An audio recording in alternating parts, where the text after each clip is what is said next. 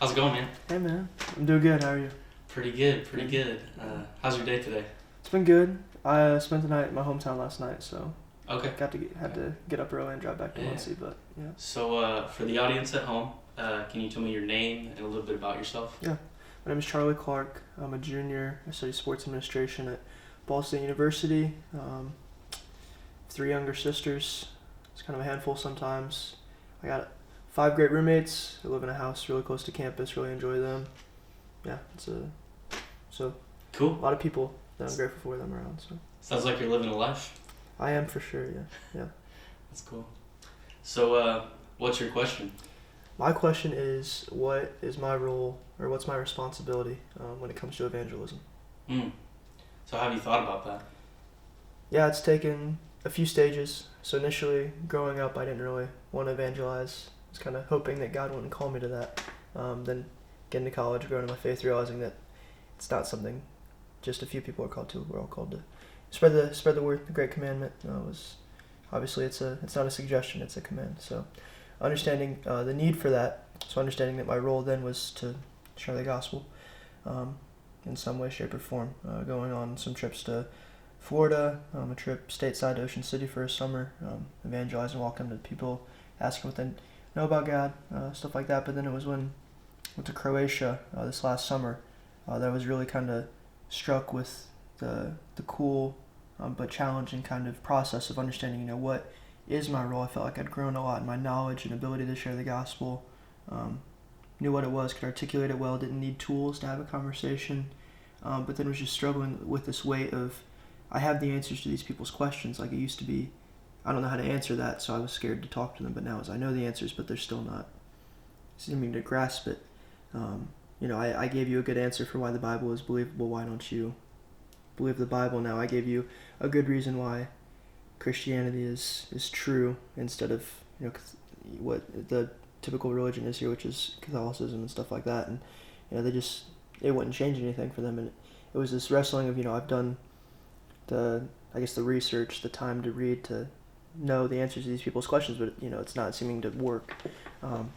But through counsel and prayer and time in the Word, I realized that my role is to take the step, and I always knew it in a head knowledge sense of the crew or other definition of what evangelism is not bringing people to salvation, but taking steps of faith, and realizing that ultimately my role is to be spoken through.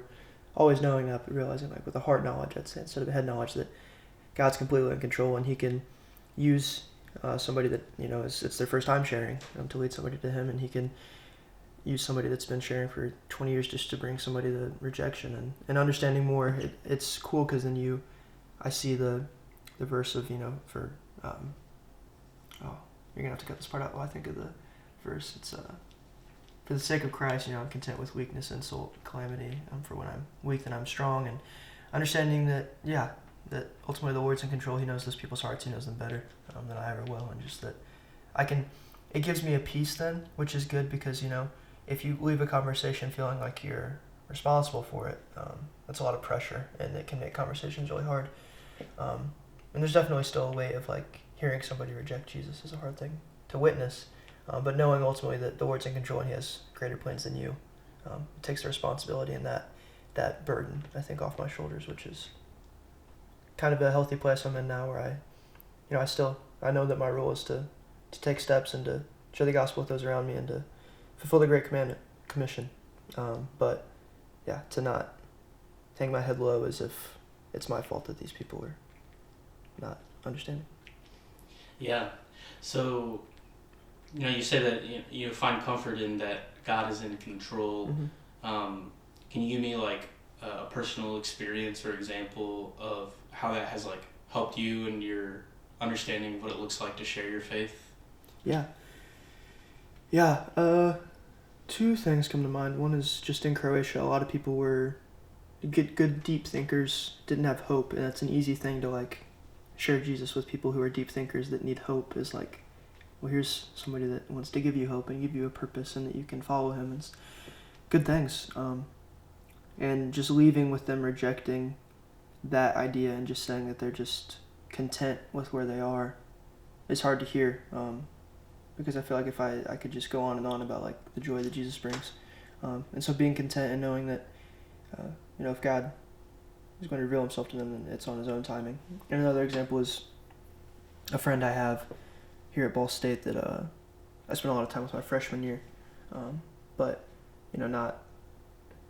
not seeing him follow the Lord is a hard thing. But then just recently there was an outreach event on campus, and some freshmen, so guys that are just new to campus, were able to sit down and talk with him during that sharing event. So cool to see that the Lord is still in control and working, even when I'm 2 years removed from it, that somebody else has had a chance to share with that guy. So yeah, so an aspect is like you're one part of a greater thing happening for that person's life. Yeah. Yeah. Cool, dude. Thanks for sharing your thoughts. Of course. Yeah. Thanks for having me.